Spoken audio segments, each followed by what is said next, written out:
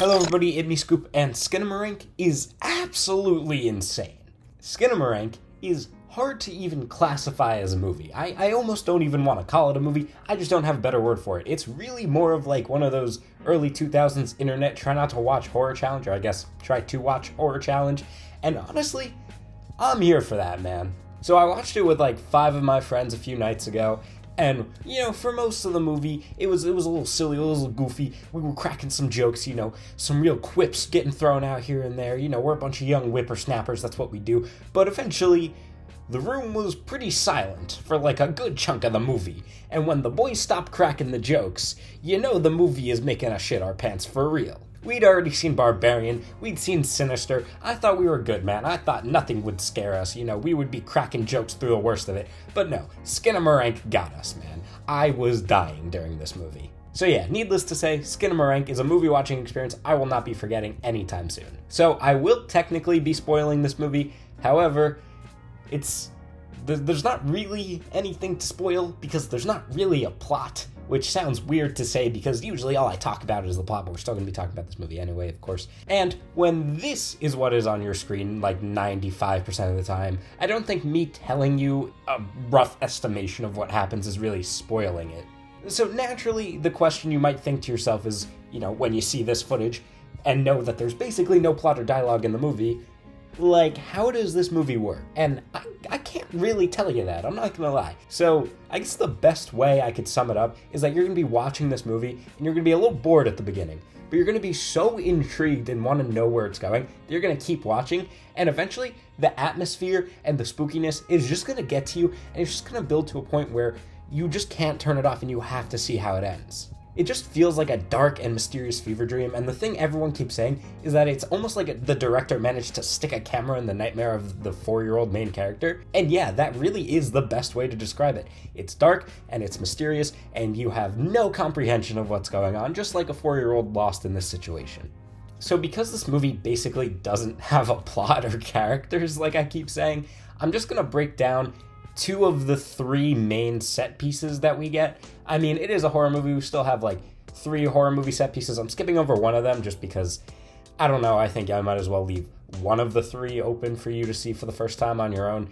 And so yeah, if you want to just completely watch the movie blind, that's fine. If you have no idea what movie I'm talking about, because we're a little far into this video without giving you any idea of what it is, well, I'm going to tell you the plot right now. Essentially what happens is, these 2 children, a 4-year-old boy named Kevin and a 6-year-old girl named Kaylee, wake up in the middle of the night to find their mom and their dad are both missing, and that things in the house just kind of keep disappearing and reappearing. Most importantly, the doors and the windows, so they're kind of trapped in the house in darkness, but their TV is still playing an old cartoon. That's about it. It's like an hour and 40 minutes of that. And like I said, it starts off a little boring, but eventually it's just so scary that you're not bored even though nothing is happening. So the 3 set piece moments in the movie are 100% the scariest parts. We're going to be talking about 2 of those. And besides that, there's not really anything to discuss, just my overall thoughts. Director did a phenomenal job. This movie was shot on $15,000, so the fact it got a theatrical release at all is incredibly impressive. And no matter how good the movie is, the director needs to be incredibly proud of that. So good on you, my buckaroo.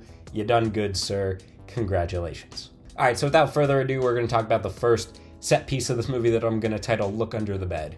Essentially what happens is Kaylee, the 6-year-old sister, goes upstairs and finds her dad sitting on the bed, staring at a wall. Yes, I did say that things keep appearing and disappearing, and the dad, I guess, is now one of those things. That's lovely. She goes over to him, but he's mostly unresponsive until he says to look under the bed, which she does, but it's dark as shit, so she doesn't see anything.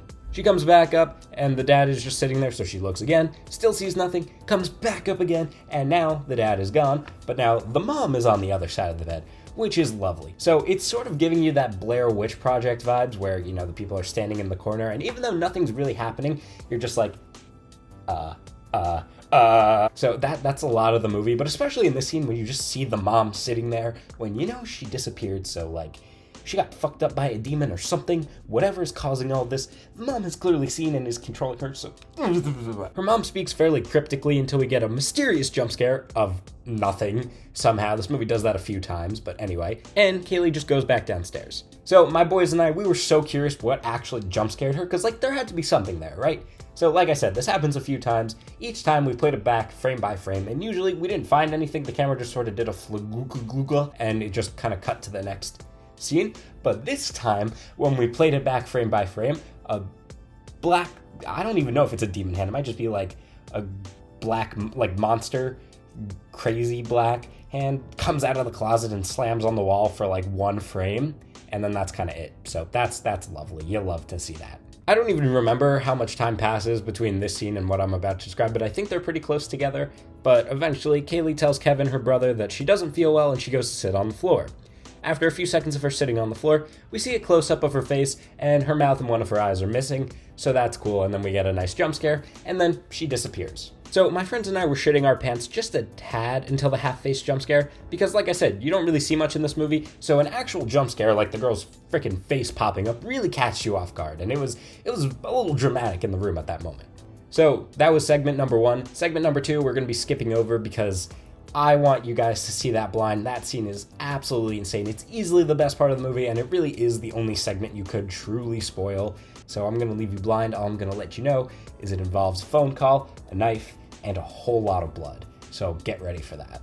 And the third segment of the movie is technically the grand finale, but it goes on for a very long time. So I'm going to break down like the most important key parts of this.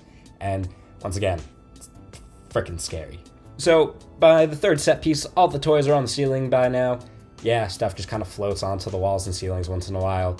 I don't know, it's a little off-putting, but it just happens in this house. And eventually, Kevin is summoned upstairs by the terrifying voice in the darkness causing all this. He doesn't want to follow the voice, obviously, but the voice tells him that Kaylee didn't listen to her, so he took her mouth. And we get a POV shot of Kevin walking up the stairs in the dark. A lot of these set pieces use POV shots, and it works to a phenomenal effect. As Kevin comes upstairs, he finds himself on the ceiling, walking ludicrously far into a pitch black room. You just see the door getting further and further and further away to a point where you're like, are we even in the fucking house anymore? What's going on here? Then we get a title card that I really hate. There are two things in this movie that really bug me. I hate this title card because it says 572 days. So that implies Kevin has been trapped in this house for 572 days. Now, why don't I like this? Well, sure, I can take that there's a demon making doors and walls and even people appear and disappear in parts of their faces and shit. But having this 4-year-old, who's now not even a 4-year-old, he's like, I don't know, 5.5, or depending on his birthday, maybe even 6 by now, stuck in this house for like a year and a half.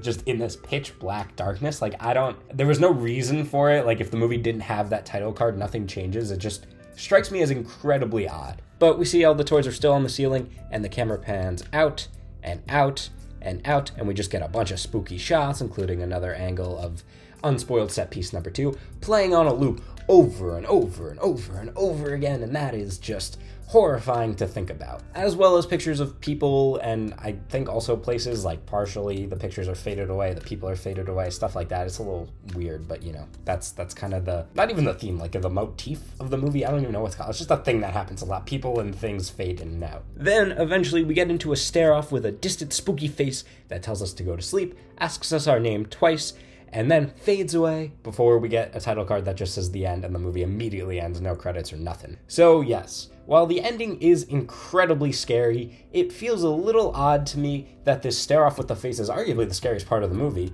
but it doesn't build to anything. It's like raising the tension more and more and more as this face is staring off with you, and you know, it's talking to you, and it starts fading away as if like something even bigger is about to happen, but nothing happens. It just fades away and the movie ends.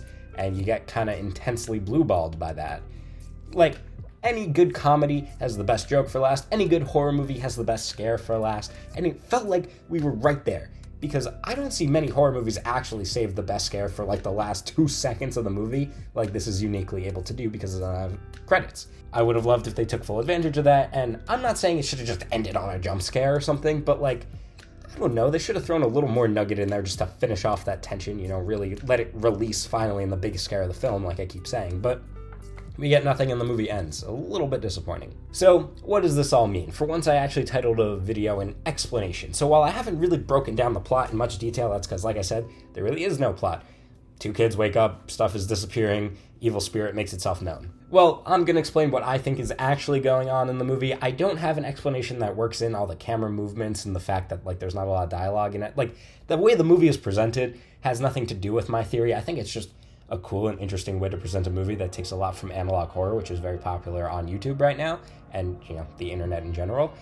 But I think I have a theory for, like, the general setup of the movie, which I'm sure is what you're all here for and you're all curious about, so let's get to that right now. So, theory one, you're all gonna like. I have two theories. I think if you clicked on this video looking for a theory, you're gonna go with theory one, you're gonna like it. If you're like me, and I don't know, you were just thinking, curious, you want to see the whole review, and you're staying for the theories, thank you for staying so long, you might prefer theory two, which is what I personally subscribe to. So let's break them down. Theory one is a little bit more obvious, and it basically just states that Kevin died and is being tortured by a demon. So we hear at the start of the movie that Kevin slept, walked, and fell down the stairs and hit his head at the opening, but he was completely fine, he just got some stitches, and that's also given in the plot description online that, like, his sister woke him up while he was sleepwalking or something like that. This theory states that, well, as you can probably guess, he died in his sleep or even just on impact or at the hospital, something like that, and his soul is now trapped in the house, so a demon is just using him as a plaything. That's the online consensus. However, I'm going to add a little bit more spice to that from what I saw out of the movie. The demon frequently says it wants to play, and it's obviously messing a lot with children's toys, so my guess is maybe it was another child at some point who also died too soon and is rageful about the fact it never got a childhood and now in this demon form is torturing someone he sees as a kindred spirit, no pun intended, into, you know, recreating a childhood and forcing it to play with him. I mean, you could think about it, having Kaylee look under the bed as a form of peekaboo. Like I said, he's messing with all the toys. Maybe he sees Kevin as his friend. There's a lot of stuff going on where it's like, not only moving the kids' toys around, but it's distorting them into this more demon form as if he was trying to use it himself, and him, you know, touching it and trying to play with it is what screwed it up in that way. So yeah, just another childhood spirit, but, you know, a rageful one and a demon that wants to get the childhood it never had by holding Kevin's soul hostage. Nothing too fancy, but it makes the most sense to me, and I'm sure if you watch this movie frame by frame, there's tons of more evidence for it that I haven't even found. So now, my personal theory is, drum roll please, the movie's completely meaningless. That might sound negative, saying the movie is meaningless, but this is actually a compliment, and I'm pretty sure this is what the director was intending. And I think the fact that the movie's meaningless is actually what makes it so scary. The more you explain a monster, the less scary it gets. That's what any good horror fan will tell you, or any good horror writer, but horror fans are naturally curious. Just do a quick search on YouTube for horror movie explained, and you're gonna get thousands of results. Or just look at Five Nights at Freddy's. Where there's horror, there's mystery. And where there's mystery, there are fans hunting for answers. But how scary is it to think that this is just some horrific, meaningless event? You too could just one day wake up in the middle of the night, stuck in the pitch black of your own home alone, with no way out and no way to stop this demon from toying with you, and you have no idea why it's doing it. I mean, the director even said the name Skinamarink is meaningless. It just sounds cool and creepy, which, fuck yeah, it does, dude. Like, that's a sick-ass name. So, I mean, why wouldn't the rest of the movie follow the same principle, you know? It's just something meant to be meaningless, but cool and scary, and just a cool watching experience. It's almost like a satire of horror, but instead of using comedy, it's just more horror. I mean, I think this meaningless theory is what the director was intending, but if you think it's a demon child torturing Kevin, then you're more than free to subscribe to that idea too. So, what are my closing thoughts on Skinamarink? The director did a great job presenting a horror film from the eyes of a 4-year-old. We don't see much or understand much, but we are afraid of the dark and what might be lurking out there. It's a brilliant movie, but if you find it boring, that's pretty valid. I don't want to put on my snooty film student glasses, but this is definitely not for everybody, and that's okay. If you want to try this out as the weird horror experiment it's meant to be, I don't think you'll be disappointed, but if you find it boring, then, you know, it's just not for you, and that's totally okay too. I'm not giving this movie a score because, like, you're really going to try to compare Skinamarink to Puss in Boots: The Last Wish, or even, like, Krampus, another horror movie I recently reviewed. You just can't, man. I really don't think I'm going to be rewatching this anytime soon. It really is just more of a horror experience than it is a true movie, which, I mean, I appreciate the fact that it's gotten this much buzz and this much popularity, and it's just cool to see something new and different. I really appreciate that out of it. So, thank you all so much for watching. I usually don't say this, but like and subscribe for more. I really would appreciate it. We're almost at 200, guys. I need like 7 more of you to click that button. I will be very happy about it. Please do that. Thank you very much. Anyway, guys, like I said, thank you so much for watching, and keep it crispy.